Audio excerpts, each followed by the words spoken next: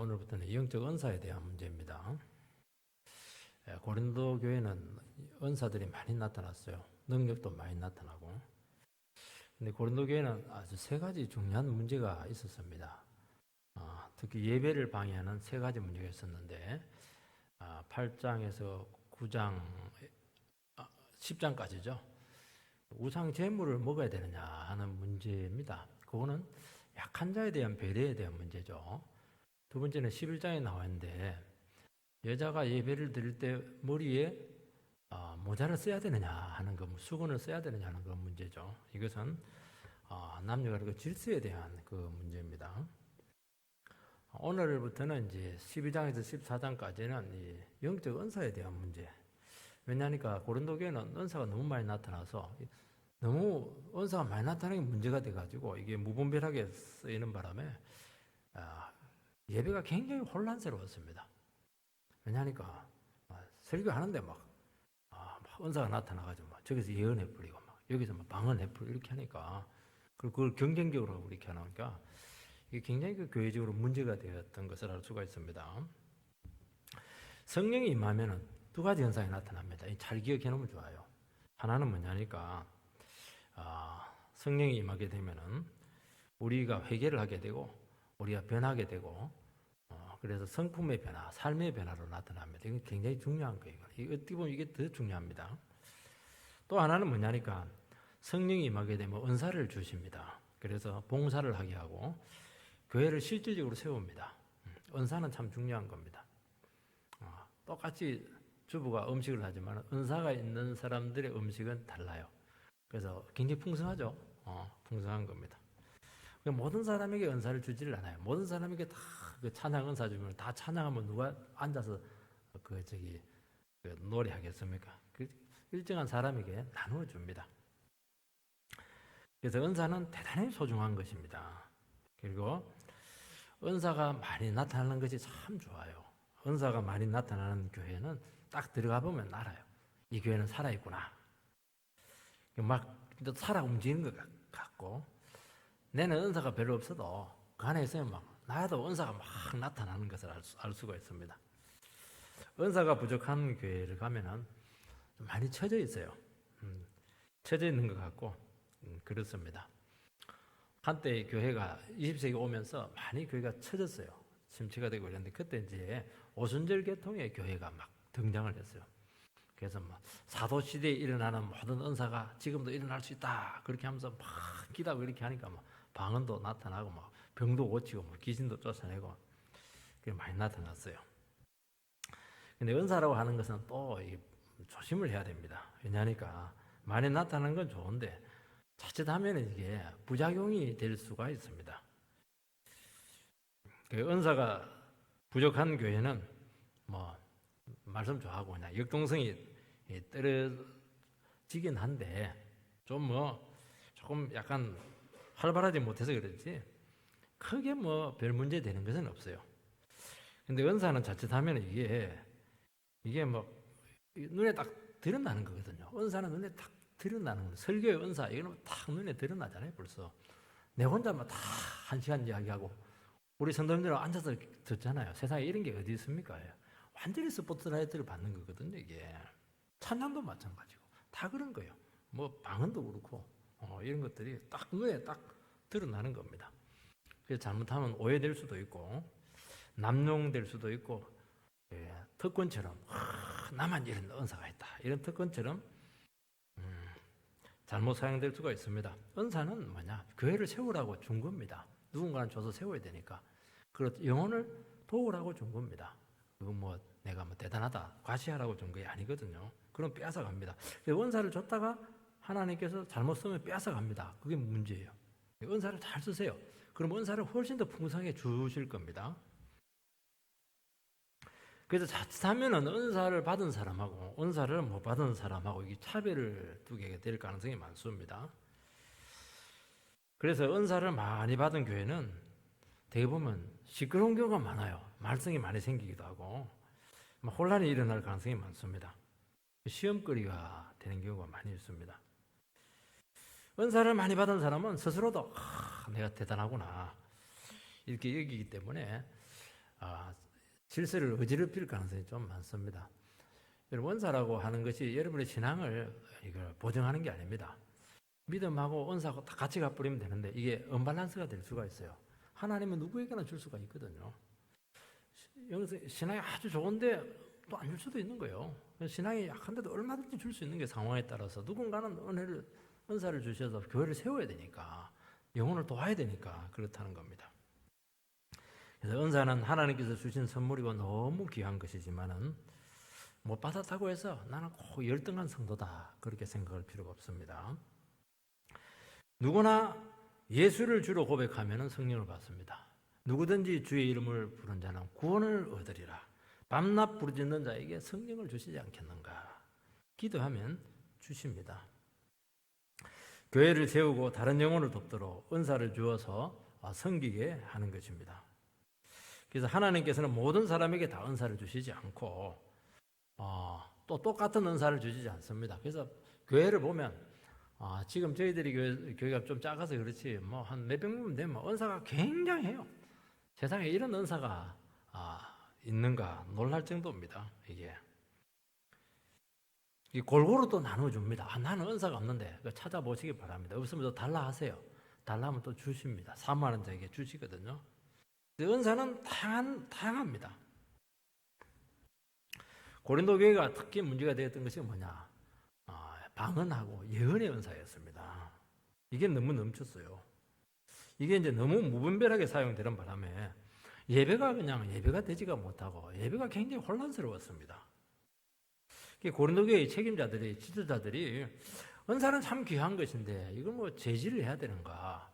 이걸 뭐 어떻게 이 은사를 이해를 시켜야 되는가? 이런 것들에 대한 이해가 되어 있지 않았기 때문에 이 문제를 두고 상당히 언론을 했던 것 같고 그것을 감옥에 있는 바울에게 문의를 하게 되었던 것이죠. 그래서 오늘 사도가 12장에서 14장까지 길게 은사가 무엇인가에 대해서 그리고 은사가 어떤 역할을 하는가 은사에 대한 바른 이해 이런 것들을 얘기를 합니다. 그리고 13장에 가면 유명한 사랑장이 나오잖아요. 그래서 은사 12장 14장 은사 이야기하고 중간에 이제 사랑이 나오는데 뭐냐니까 사랑으로 역사하지 않는 은사는 의미가 없다는 거예요. 그걸 이야기하는 겁니다. 첫 번째는 영적 은사에 대해서 관심을 가져야 된다는 것입니다. 1절 말씀을 읽어보면 형제들아 신령한 것에 대하여 나는 너희가 알지 못하기를 원하지 아니하노니 이 신령한 것이다 이렇게 할 때 어떤 영적인 세계 물질 세계와 대비되는 어떤 영계의 세계 이런 것에 대해서 이제 얘기한다. 그것도 뭐 틀린 말은 아닙니다. 그래서 영적인 세계는 영적인 눈을 가진 사람만이 볼 수 있다. 이제 그렇게 해석을 할 수가 있는데 여기는 이제 신령한 것은 그렇게 해석을 하면 안 되고 성령의 은사를 이야기합니다. 근데 왜 내가 너희들에게 은사에 대한 이해를 알지 못하기를 원하지 않는다. 굉장히 알기를 원한다는 겁니다. 그 은사에 대해서 꼭 알아야 된다는 것을 이야기하는 것입니다. 성령의 은사에 대해서. 근데 은사라고 말하지 않는 이유는 뭐냐니까 영적인 은사가 가진 아주 독특성 때문입니다. 이 성령의 은사는 이 세상에 없는 선물입니다. 은사는 선물이잖아요. 카리스마타. 카리스는 이제 은혜. 그 은혜가 현실화된 거. 이제 카리스마. 그리고 저 목사님은 카리스마가 굉장해. 이거는 뭐 영적 권세가 크다는 거거든요. 그것도 사실 은사죠. 하나님께 주신 은사입니다. 말씀으로 역사해야 그게 문제가 되지 않습니다. 그러니까 이 세상에 없는 겁니다. 우리는 누구든지 태어나면서부터 가지는 자연적인 재능이 있습니다. 또 뭐 지능도 있고 재주도 있고 천부적으로 받은 그런 능력들이 있습니다. 그거를 이제 대개는 보면 이제 뭐 달란트다 그렇게 얘기하고 텔레비에 나온 사람들을 탤런트다 그렇게 하는데 확실히 이 탤런트들은 능력이 일반 사람들보다 한 서너 배는 대단하다는 것을 알 수가 있어요. 그러니까 텔레비에 나오죠. 아무나 텔레비에 나옵니까, 여러분? 뭔가 다르니까 텔레비에 나온 겁니다. 예수를 믿고 난 후에 받는 이 은사, 받는 이 선물이 이게 성령의 은사입니다. 그전에는 몰랐어요. 내가 예수 믿고 난 후에 보니까 하나님께 새로운 능력을 주시는 것입니다. 이게 나타나요. 예수 믿게 되는 막 부끄러움을 타고 어디 좀 이야기하라고 이러면 막 그냥 기어 들어가는 소리로 떠듬거리고 이렇게 했는데 이 성령 받고 나서 이 사람이 굉장히 담대해지는 거예요. 겁을 안 내고 그리고 뭐 앞에서 뭐 연설을 막 열전을 이렇게 하고 사람이 굉장히 적극적으로 바뀌기도 하고 그런 능력이 나타나지 않겠습니까? 사람에게 막 말도 못 붙였는데 막 갑자기 그냥 길 가는 사람만 붙잡고 막 예수 믿으라고 막 전도하고 말이지. 그 전도의 능력이 또 나타나고. 그래서 하나님께서는 예수 믿고 나면은 우리 속에 있는 성령님께서 막 우리에게 능력을 주시고 달란 그냥 이렇게 은사를 막 부어 주십니다. 방언도 하기도 하고 병을 고치기도 하고 막 안수하면 뭔가 역사가 나타나기도 하고 막 그리고 그 은사를 막 다른 사람에 나눠주기도 하고 막 내가 방언했는데 너도 방언해라 이러면 방언이 터지거든요. 이게. 이런 일들이 막 나타나는 것입니다. 이 성령의 은사가 나타났을 때 이것은 세상에 없는 것이기 때문에 딱 눈에 드러납니다. 딱 특별합니다. 뭔가 특별해요. 특별해. 뭔가 달라요 이게. 그래서 은사를 받은 사람과 받지 않은 사람이 확연히 그 구별이 됩니다. 그래서 고린도 교회는 은사를 받은 사람을 뭐라고 했느냐? 신령한 자다 그렇게 이야기했다는 겁니다. 그걸 그냥 바울 사도가 그대로 받아가지고 너희들이 신령한 것에 대해서 알지 모르기를 원치 않는다. 알아야 된다는 것을 이야기하는 것입니다. 그러니까 이 신령한 자, 그 당시 고린도 교회에서 쓰였던 그냥 일반적인 그 멘트였어요. 은사 받은 사람, 신령한 자 그렇게 불렀다는 겁니다. 영적으로 다르고 뭔가 영적인 깊은 세계에 있는 존재다. 그런 의미를 가지고 있는 것입니다. 은사가 없는 사람보다 훨씬 신령하다는 것입니다. 은사가 나타나지 않는 사람들은 뭔가 열등한 신앙인처럼 그렇게 인식이 될 수가 있는 그런 개념을 썼다는 것입니다. 은사는 하나님의 선물인데 그것으로 이제 차별한다든지 계급을 짓는다든지 그런 기한이 나타나게 되었다는 것을 보여주고 있는 것인데 이것이 나중에 교회의 갈등 요인이 되었다는 것을 알 수가 있습니다.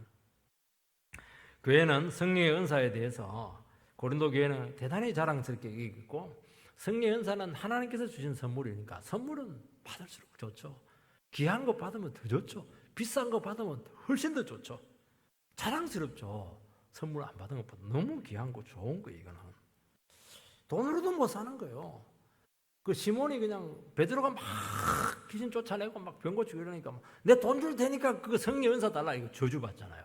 어떻게 돈으로 성령의 은사를 살려고 하냐고 막 저주를 하고 이렇게 했거든요. 돈으로도 못 사 이거는 힘으로도 못 사고 뭐 그렇게 하는 거 이거 하나님 그냥 일방적으로 주시는 겁니다.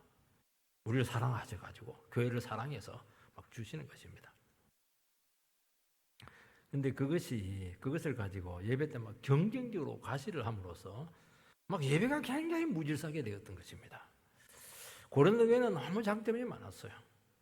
신앙의 연륜이 깊지가 않고 교회 역사가 깊지도 않은데 은사가 막 넘쳤어요. 사랑도 넘치고 막 그냥 고린도 교회는 막 지나쳐서 문제입니다. 에베소 교회 같은 경우는 막 처져 있잖아요. 그래서 성령 충만함을 받으라 에베소서 막 5장에 보면 그거 나오기도 할 정도니까 처져 있으니까 막 기도해가지고 막 은혜를 좀 더 받아라 막 그렇게.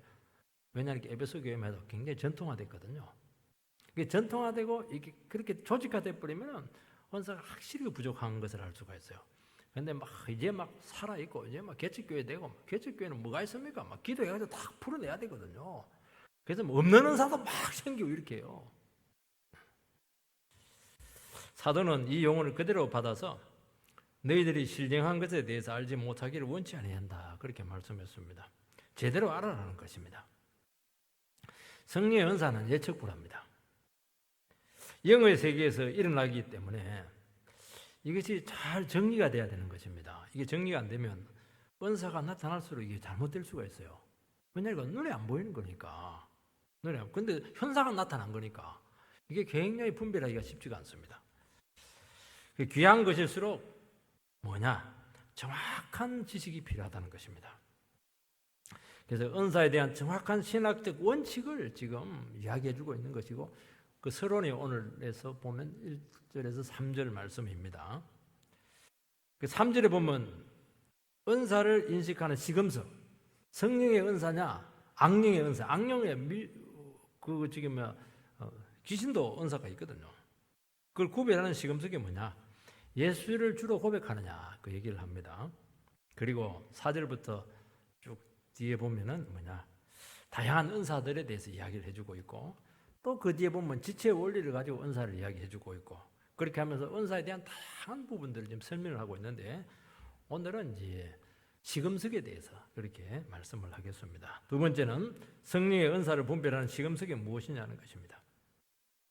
너희도 알거니와 2절 보면은 너희가 이방인으로 있을 때 말 못하는 우상에게로 끄는 그대로 끌려갔느니라. 이방인으로 있을 때 고린도 교회 성도들은 다 이방인들이죠. 근데 이방인으로 있을 때 이 말은 예수 믿기 전이라는 것을 이야기하는 것입니다. 고린도 교인들이 너희들 스스로 신령하다고 그렇게 얘기하고 있는데 예수를 믿기 전에 너희들의 상태는 어떠했는가 하는 것입니다. 말 못하는 우상이 끄는 대로 살았다는 것입니다. 이게 그들의 예수 믿기 전에 불신의 상태였습니다. 우상 숭배자였다는 것입니다. 많은 사람들이 막 신비한 현상이 나타나고 초자연적인 현상을 체험하게 되기도 하고 어떤 황홀경의 상태, 엑스타시 상태를 체험하는 것을 성령의 현상이다. 어떤 영의 체험이다. 그렇게 많이 생각을 합니다.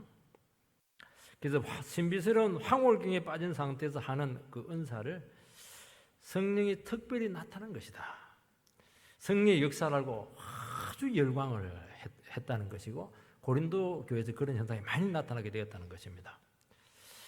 그것을 모든 것으로 알고 은사를 쓰는 바람에 예배가 막 혼돈에 빠졌습니다. 영분별하는 것도 많고 다양한 것도 많은데 이 사람들은 막 황홀경에 빠지고 막 하더라도 막 너무 뭐 초자연적인 어떤 체험, 어떤 영의 깊은 세계 이런 쪽으로 자꾸 축을 내버리니까 굉장히 예배가 무질서하게 되었습니다. 특히 이 현상이 왜 그러냐니까 고린도 교회 그 사회 분위기 자체가 그랬다는 겁니다. 그 사회 분위기가 참 중요한 것 같아요. 사회 분위기가 미신적인 지역이면 교회에 와서도 막 굉장히 성도님들이 미신적이에요. 막 미신적이고 막 귀신을 쫓아내 이런 식으로 한다든지 이렇게 하고 사회 자체가 굉장히 지적이면 그 교회 분위기가 굉장히 그 지적이에요. 이성적이고 그런 게 참 많아요. 그런데 고린도 교회는 막 다 잘 살고 그 능력들도 많고 또 사회가 그 항구 도시지 않습니까? 굉장히 역동적이에요. 미신도 많고 그렇게 하다 보니까 굉장히 사회가 변화가 많게 되었고 여기서 막 어떤 그 활발한 어떤 체험들이 많이 이루어졌다는 것을 알 수가 있습니다. 헬라 세계라고 하는 것은 헬레니즘인데 그리스 세계지 않습니까? 헬라 세계는 제우스 신들이 굉장히 많아요. 신들이 많은 이유가 뭐냐니까 신들이 많다고 하는 것은 사람들이 살아가면서 장벽이 많고 어려움들이 많고 난관이 많은데 이걸 인간의 힘으로 해결해내지는 못하는 겁니다. 그러면 결국 절대자의 힘을 빌어야 되는데 그래서 신이 요청이 되는 것이고 신만 만들어놨다고 해서 됩니까? 신하고 접선을 해야죠. 어떻게 하면 신에게 가까이 나가게 될 것인가? 그게 굉장한 숙제였던 것입니다. 그 부분에 대해서 아주 발전되어 있었죠. 여러분들이 뭐 제우스 신화, 그리스 신화가 그냥 애들 그냥 재밌으라고 한 게 아니에요. 그 사람들, 그 당시 사람들이 그 사상을 모아놓은 것이 이게 그리스 신화예요. 그 신관이죠. 그래서 많은 신전을 세웠어요. 디오니시스 신전, 뭐 파르테논 신전 이런 것들을 너무너무 화려하게. 지금 세계 최고 1호 보물이 뭐냐? 파르테논 신전이잖아요, 이게. 왜 지었냐 하니까 그 어떤 신의 영이 임하게 되어서 황홀경에 빠지면서 그 신과 만나겠다는 겁니다. 이것을 굉장히 높게 평가를 했습니다. 그래서 신전에서 영의 세계를 추구하게 되는데 이것을 통해서 신탁의 말씀을 듣습니다. 전쟁 나갈 때 델포이 신전에 가가지고 신탁의 말씀을 듣고 전쟁을 나가잖아요. 그 과정에서 많은 신비적인 체험을 하게 되었던 것입니다. 그래서 고린도 교회 성도들은 그 사회적인 분위기에서 자유롭지 못했고 원래 그들은 그런 식으로 신과의 만남을 추구를 했던 거예요.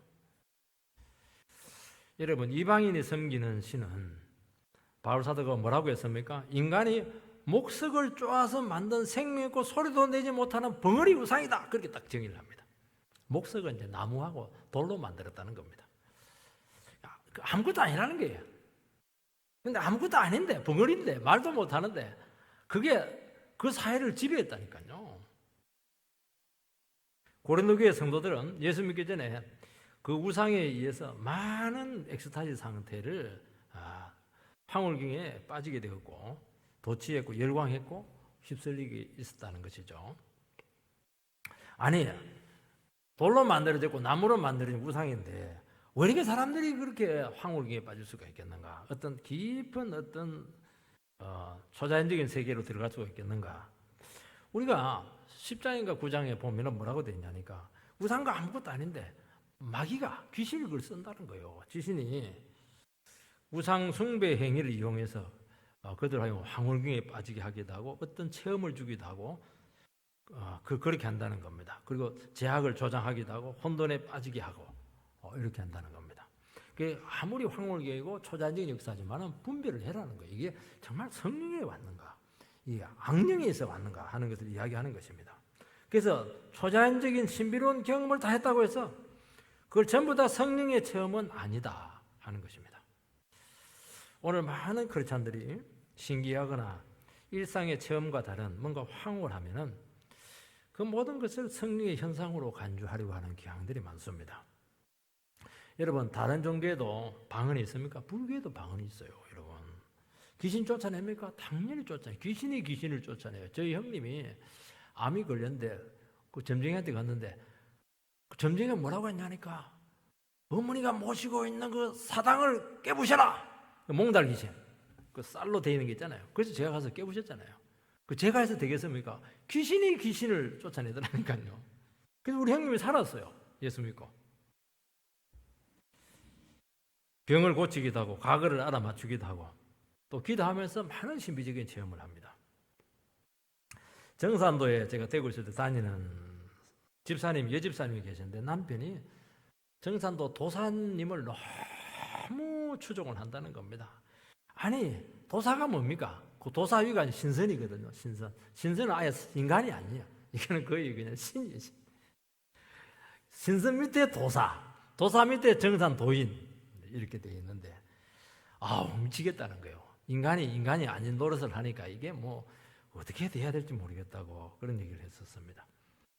정산도가 뭡니까? 세상에 많은 기가 흐르고 있는데 배꼽 밑에 있는 단어를 통해서 기를 뱃속에 집어넣으면은 초월적인 현상이 나타난다는 것을 이야기하는 거예요. 인간을 초월한다는 거예요. 그게 단전호흡 그렇게 하는 겁니다. 그게 사실 범신론이에요. 그게 그냥 찜질이나 하고 그렇게 하세요. 그렇게 하지 말고. 어떤 사람들은 제가 그 박효진 장로님 책을 보니까 그 감옥에 들어온 사람인데 이 사람은 얼마나 이게 초월적인 세계가 강한지 막 한겨울에 옷을 벗고 얼음을 깨고 거기에 막 오랫동안 들어가 있다는 거예요. 뭐 감기도 안 들고 저는 뭐 바로 감기에 들 텐데 그 사람이 회개하고 예수 믿는 걸 제가 그 간증으로 읽어봤어요. 그런 세계가 있다는 거예요. 그 한겨울에 막 얼음 깨고 들어가가지고 그냥 거기서 오랫동안 돌을 닦고 있는 거예요. 이게 영의 세계는 우리가 다 할 수가 없습니다. 이것이 다 성령의 역사라고도 할 수도 없고 얼마든지 마귀의 역사, 악령의 역사일 수 있다는 것입니다. 그런데 악령의 역사는 특징이 하나가 있어요. 무슨 특징이? 끝이 안 좋아. 추해 일단 추해. 성령의 역사는 깨끗해요. 그리고 굉장히 신사적이고 인간되게 만듭니다. 인간다운 거예요. 악령의 역사는 인간이 아니라고 인간이 아닌데 인간이 아니니까 이상한 현상이 나타나죠. 그게 사람이 굉장히 이상해요. 정상이 아니야 이게. 아니 인간이 무슨 신선이에요. 그 말도 안 되는 것이죠. 그거. 근데 기독교는 안 그래요. 은혜를 체험하고 성령의 역사를 받으면 너무너무 인간적이야. 너무 아름답고 참 깨끗해요. 우리나라 무속도 마찬가지입니다. 무당들이 접신을 합니다. 그때 막 굉장한 황홀경에 빠집니다. 왕무당들은 어떤 사람들이냐니까 외날 작두에서 춤을 춰야 돼요. 바람 베이고 거기서 막 어떻게 외날 작두에서 춤을 춥니까? 신기가 들어서 그렇게 하죠. 거기서 환상을 보기도 하고 귀신과 대화를 합니다. 죽은 사람의 목소리를 막 흉내냅니다. 악령의 역사죠. 악령의 역사. 우리 여러분 예수 믿는 사람들이 외날 작두에서 춤추는 사람 있어요?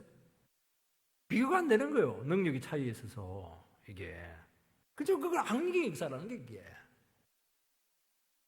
그래서 신비롭게 느껴지는 경험 모두를 우리는 다 마음에 빼앗길 필요가 없다는 겁니다.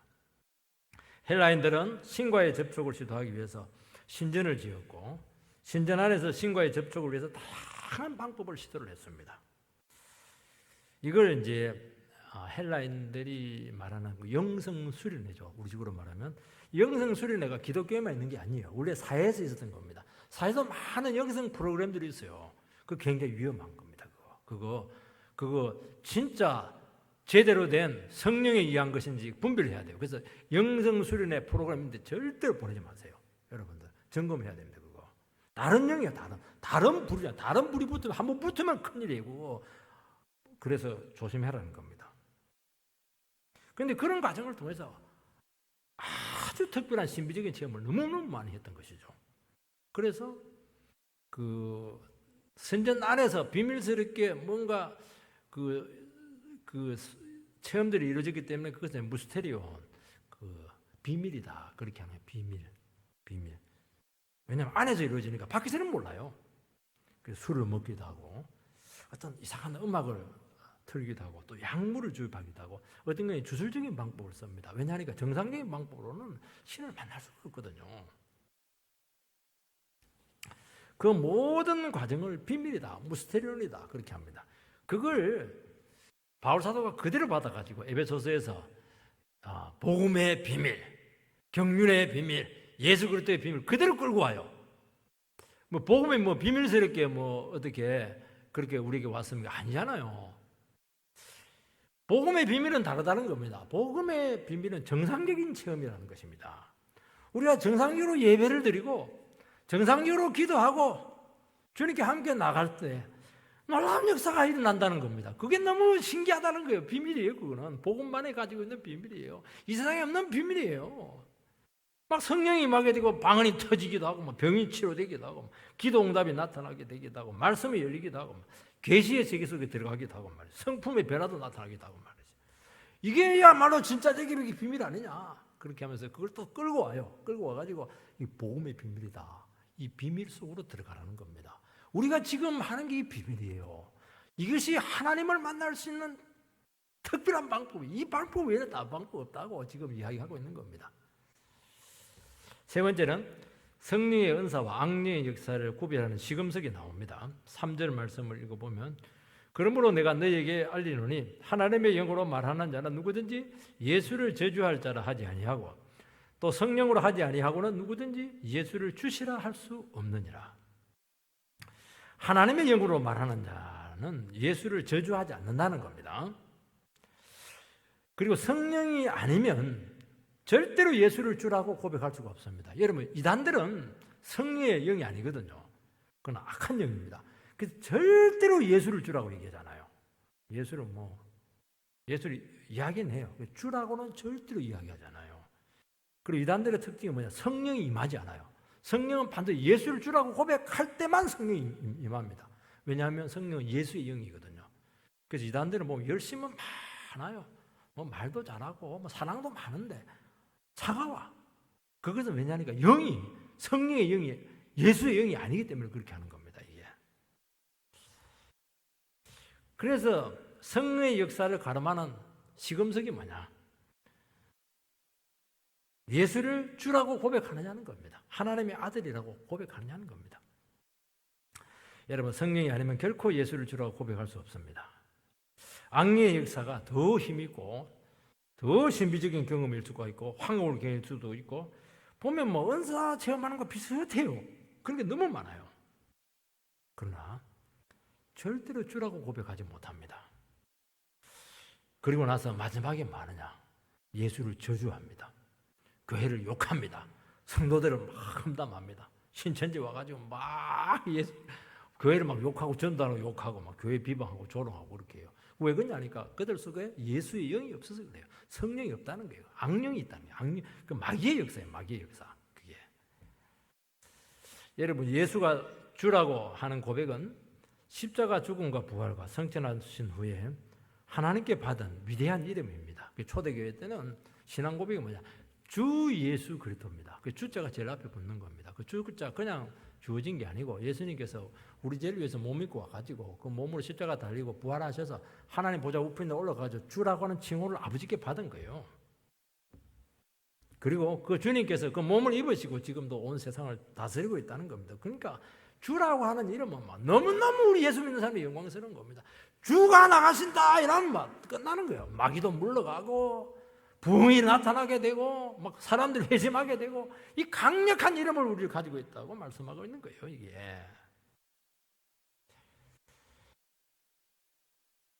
예수님께서 그것을 다 이루시지 않았습니까?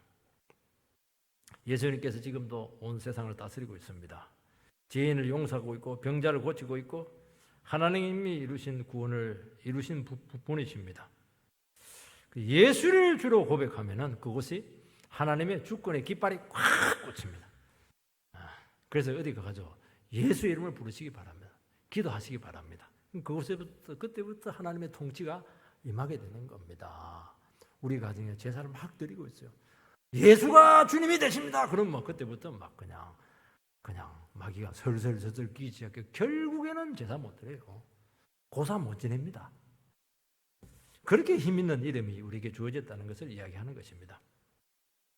그래서 우리는 이분을 경배하고 그 주님을 예배하고 주님의 이름을 부르는 사람이 되었다는 것입니다. 그리고 그 주님의 뜻에 절대 순종합니다.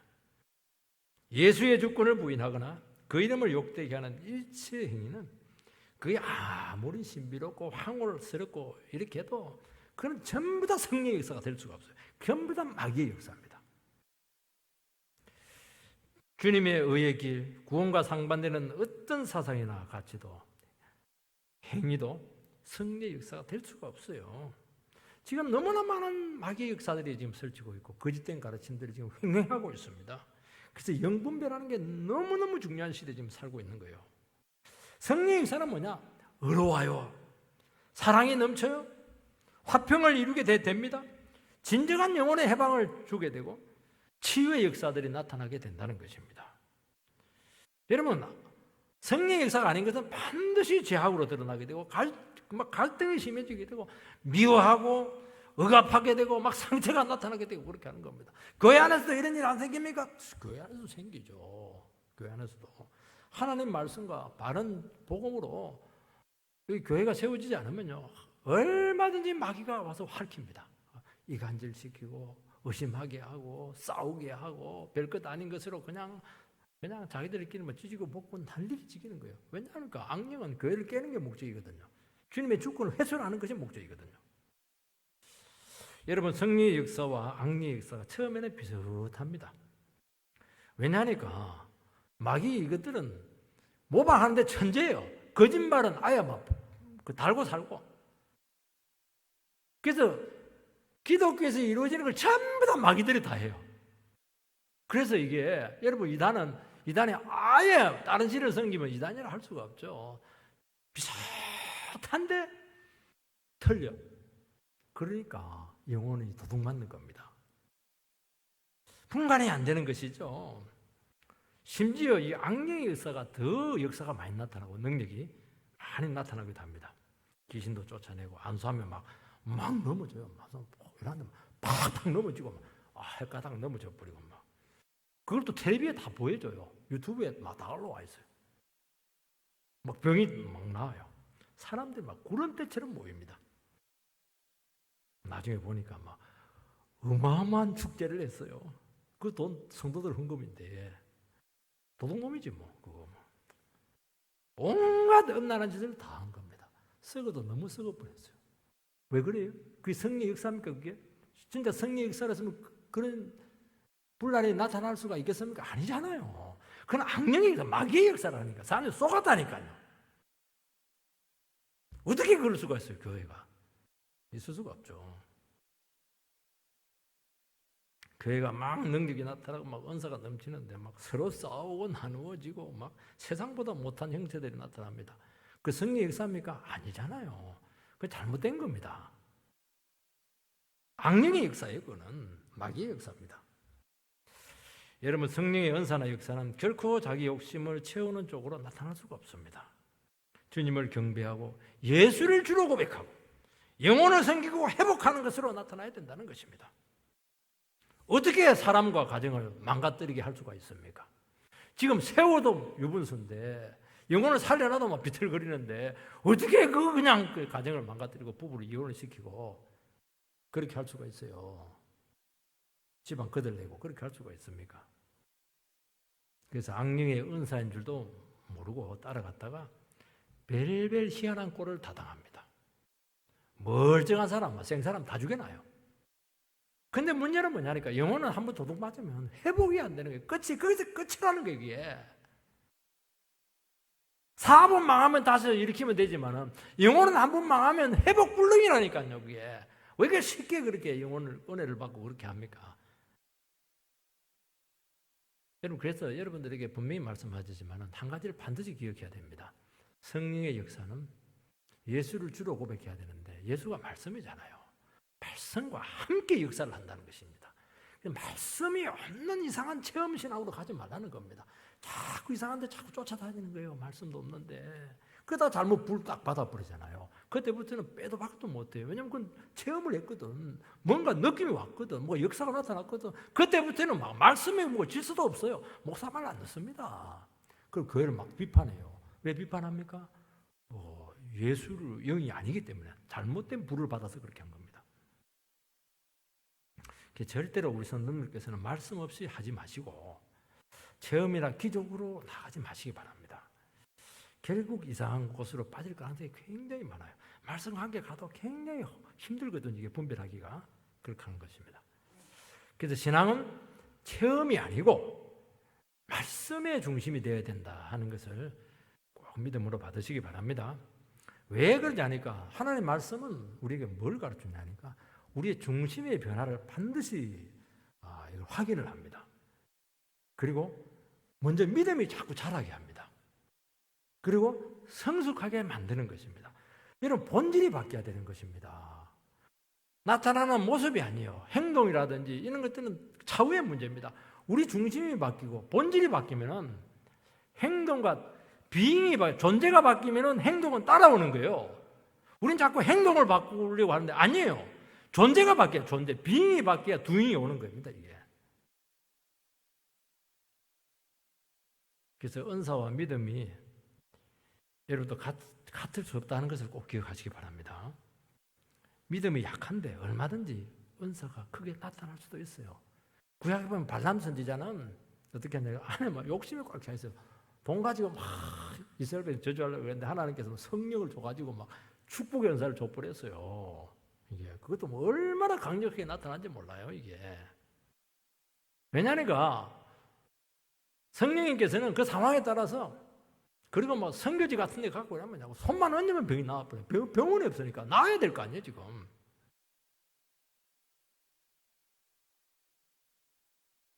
그래서 중심의 변화가 없으면은 결국에는 이 은사를 통해서 자기 영광과 탐욕축으로 갈 수밖에 없다는 것입니다. 그래서 중심을 먼저 다루라는 거예요, 이게.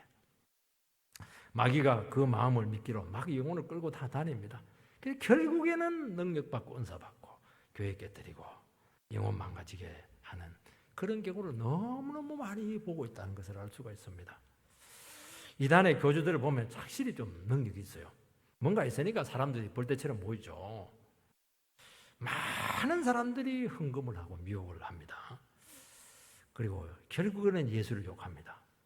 이번에 이제 대구에서 그 신천지가 문제가 돼가지고 그 사과를 했는데 교주가 그 인터뷰를 하는 걸 딱 봤는데 눈을 딱 보니까 딱 이게 신기가 있는 거예요. 이게 눈이 이게 성령의 눈이 아니야. 성령의 눈은 양처럼 온순해야 되는데 딱 눈을 돌리는데 딱 신기가 있는 거예요. 이게 이야 보통 신기가 아니야. 제가 보니까 어떻게 성령이 그런 신기가 나타날 수가 있어요. 양처럼 부드럽고 아름다워야지. 별별 희한한 일이 다 나타나는 겁니다. 악령에 씌인 사람이죠. 비유풀이 온갖 모략이 다 나오고 거짓말은 달고 살고 부부 관계 깨뜨려버리고 얼마나 추잡하고 더러운 일들이 많이 나타나는지 모릅니다. 전도관 같은 박태선 같은 얼마나 능력이 많이 나타났어요. 물을 막 찢겨서 막 그냥 병 낫는다 이렇게 해가지고 물을 엄청 팔아먹었어요. 봉이 김선달이에요, 그 사람. 20세기에. 아무것도 아니에요, 그거. 나중에 이단이 됐는데 영혼들이 얼마나 미혹된지 몰라요. 대구에 가면 뭐 또 밀가루를 가지고 막 팔아먹어요. 그거 배에 바르면 다 낫는다고. 돈을 법니다. 그거 다 쏘면 안 되고 그렇게 하지 마시고 하나님의 말씀과 함께 먼저 믿음을 키우시고 주님께서 더 필요하면 우리에게 성령을 달라고 또 꼭 필요할 때는 달라고 기도하시기 바랍니다. 그러면 우리에게 귀한 역사들, 그 변질되지 않는 그런 사랑의 역사들이 많이 나타나게 될 줄 믿습니다. 그런 은혜 가운데 온전히 서게 되기를 주의 이름으로 축원드립니다.